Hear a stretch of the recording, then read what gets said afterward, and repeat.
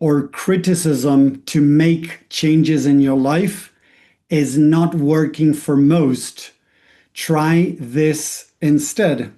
Hi, everyone. Welcome back to another episode of the Mind Engineer community. Here, Tommy Walker. I want to share about this topic because I keep hearing so many people out there that are teaching this way of trying to make changes by telling yourself you got to do it, you got to stop this nonsense, just go do it, or any variation of these things of telling people to just ignore what they're going through, how they're feeling, and then just go do whatever they want to do. And the truth is, it might work for some people, but it's not working for most people out there. If it's not working for most people, then we got to start thinking if what most people are teaching is not the best way. Because seriously, just because a guy has thousands or even millions of followers and is saying something, it doesn't mean that it might be the right thing to do. And again, I've been studying the mind for 16 years, and I've seen so many people out there that have tried over and over and over again judgment or criticism to, you have to let go to let go. You have to, control. You have to do this. You have to do that, blah, whatever. And most people are finding it very difficult. Just now, I was talking to a guy that wanted to work with me, and he was telling me that for some time he's been trying to build a business, be able to get it off the ground. And although he knows what he has to do, he's not being able to do it. And eventually he started recognizing that he many times feels not good enough. He feels like a failure. And this is what happens to most of us, to most people I talk to that are entrepreneurs that are not being able to get out of their way. It's because I say that there's two main group of peoples. There are people that want to prove, and the people that are the avoiders. And this works in different areas for different people. And this is important to understand because a lot of people think that it's one or the other in every aspect of their life. No, it could be that in your, working for a job, for a company, you might be a prover. You want to prove, you want to make it to the, to go up the corporate ladder, make a lot of money, whatever, right? So you might be a prover over there. But maybe in relationships, you're an avoider. You don't like conflicts. Or maybe starting your business, you're an avoider. So although you might have success in one area, it doesn't mean that in every other area you're in the same position. So when we start understanding that there's provers and avoiders, the people that are using judgment and criticism to try to get things done, let's put it that way, they are not being able to, because if they're avoiders, they try to avoid pain. Avoiders try to avoid pain, try to avoid failure, try to avoid confirming that they're not good enough. So for those people, using the judgment and the criticism that most people are teaching doesn't work, because as they're avoiders, they're going to avoid even more what they should be doing. So this is what a lot of people don't get, that not all tools work for everyone. When most people think that, or when people think that the same tool is going to work for everybody out there, we got a problem. That person has a very big problem in their mind, thinking that the same tool that works for them is going to work for anyone. And I've seen this many, many times. So when we try to use criticism or judgment, imagine there's a part of me that is not taking action. So I start telling myself, you should take action, stop this nonsense, get going, stop this, blah, whatever. It makes sense that you're using that technique because that's what you were taught. If we look back when we were kids with our parents, many times judgment and criticism was the regular way of treating these type of problems. When you don't want to do something, your parents would judge you or criticize you, and that made you get going. During childhood, it worked. You were exposed to this behavior. You saw it brought change. So you thought that that was the only way that needed to be done to get things done. So now you keep doing that, but you never stop nowadays as an adult to think, wait. Is this behavior that comes from childhood still working for me? For most people out there that use judgment and criticism, they never stopped to check if it's working for them or if there might be another way. For the mind, it's all it knows, so you're going to keep doing the same thing. And it's amazing because Einstein said this over and over again. It's insanity if you keep doing the same thing, expecting different results. Seriously, we got to stop this nonsense. If you keep doing what you're doing, you're going to get the same results.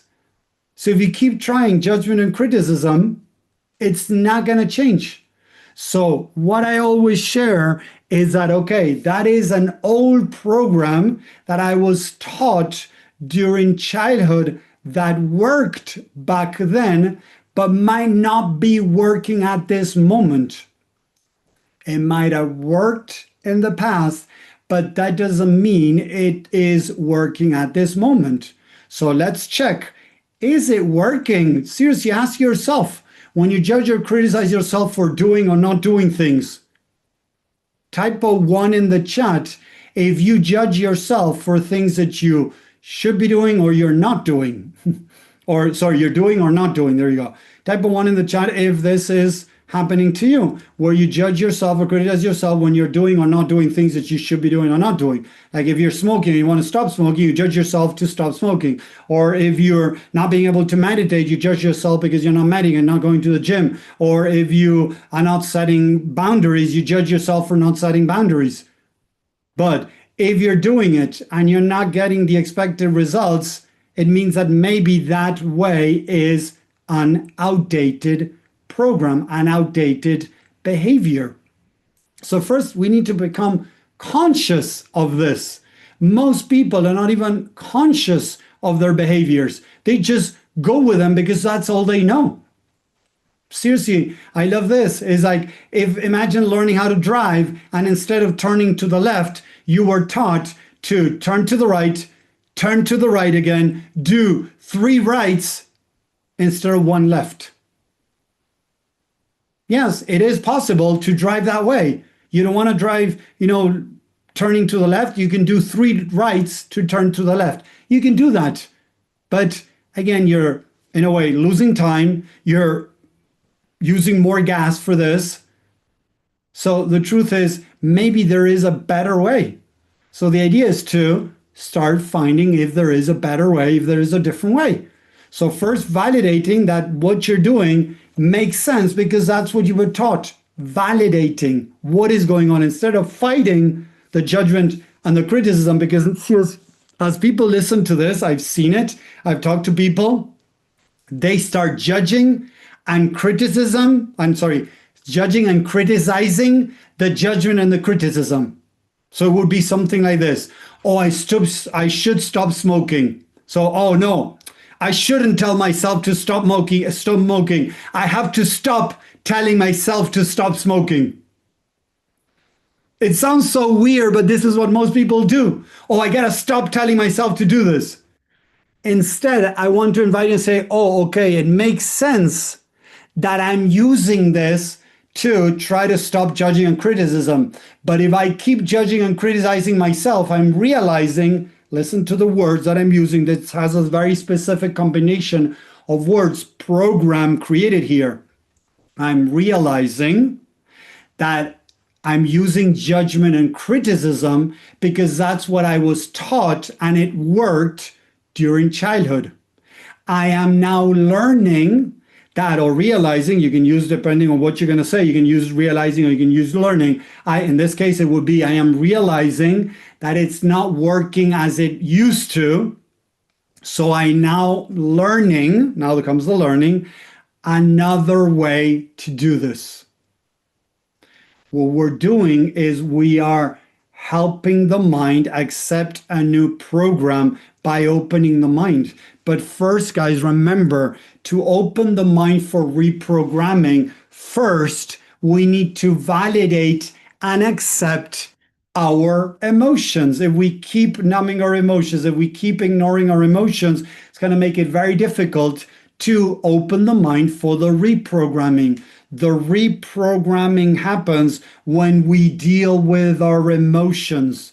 I hear so many people trying to change things through the cognitive side of their brain, not through the emotional side. And the subconscious mind doesn't understand cognitive if it's triggered emotionally.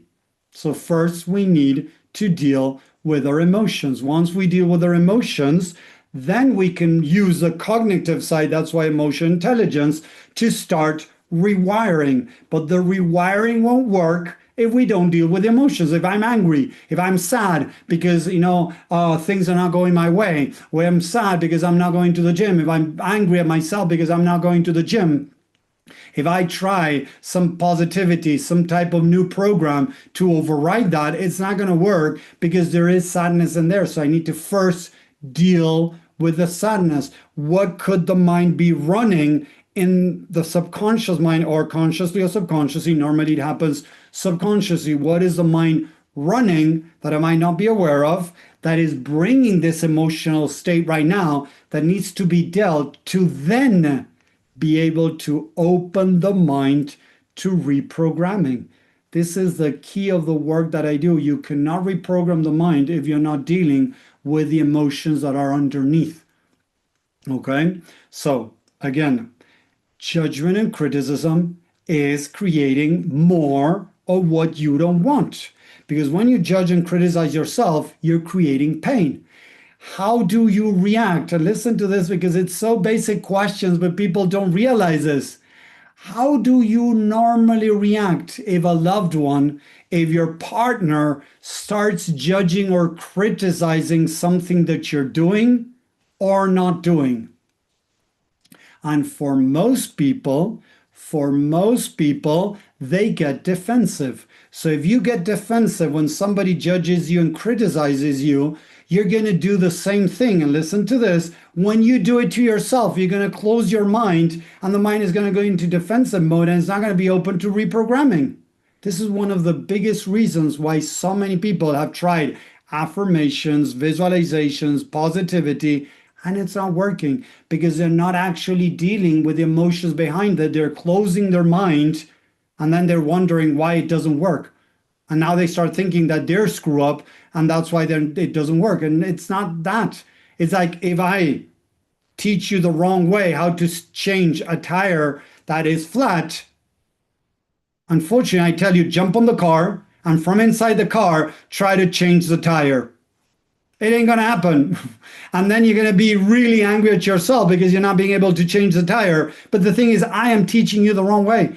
And seriously, people, there's so many big names out there, mainstreams, that are teaching the wrong things. Seriously.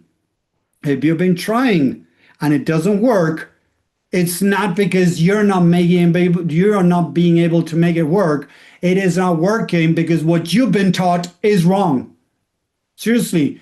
Positivity, affirmations, gratitude, visualization, when used the wrong way, it doesn't work for most people. When you're feeling down, trying to feel gratitude, it's BS that you cannot feel sad and gratitude at the same time. I've heard so many gurus, big names, saying that you cannot feel sad and gratitude at the same time. That's BS. How many times have you felt sad and angry at the same time? Sad and happy at the same time? If you look back into your life, I'm 100% sure that you can find moments where you were feeling several emotions at the same time. Even happy, joy, and maybe some sadness. Seriously, like imagine that a dog or a cat that you had for many years, suddenly they passed away. So you feel some relief because of the suffering of the pet, but you also feel sad for the passing of the pet. So you can feel different emotions. It's so much crappy, so much crap when people say that you cannot feel gratitude and sadness, gratitude and overwhelm, gratitude and stress. That's BS. You're just covering it up. You're just disconnecting, but it's still there. So we got to be careful when we're following these big gurus and believing everything they say, because seriously, I challenge you to challenge them and challenge me. Challenge my teachings too. I don't mind people, but people don't realize, they think that because somebody's teaching that, it should be right. If everybody else is trying this and it works for them, it might work for me. And you know what? I've come across so many people along all these years that have tried many of these things from these big gurus, and we're not finding many people, many people that have not found any type of relief change in their life practicing those tools. The fake positivity, fake gratitude, fake, affirmations. Gratitude is great, don't get me wrong. But if you're feeling sad, don't try to move away from the pain. Embrace the pain. I know it's painful. I know it's difficult. That's why I tell people, I was just talking to a guy again, and I was telling him, this work that I'm doing with people, when I'm sharing with people, is one of the hardest, most difficult works out there. And I see Richard and Susan going like this. I've been working with Richard and Susan for a long time, and it is one of the hardest things we can do, but ain't it the most rewarding, guys? It is the hardest, but more rewarding. Going to the gym is hard. Doing exercise with your muscles hurts.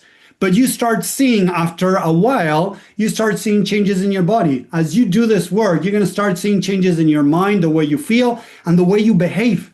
You will start seeing changes when you do this work properly, when you truly put it into practice. But it is the hardest thing you're going to do in your entire life, seriously, because it goes against everything you've been taught.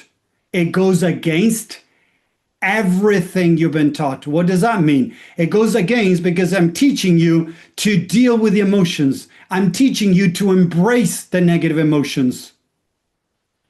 How many times have you heard people out there telling you to love and accept yourself through the sadness, to love and accept yourself through the depression, through the anger, through the shame, through whatever?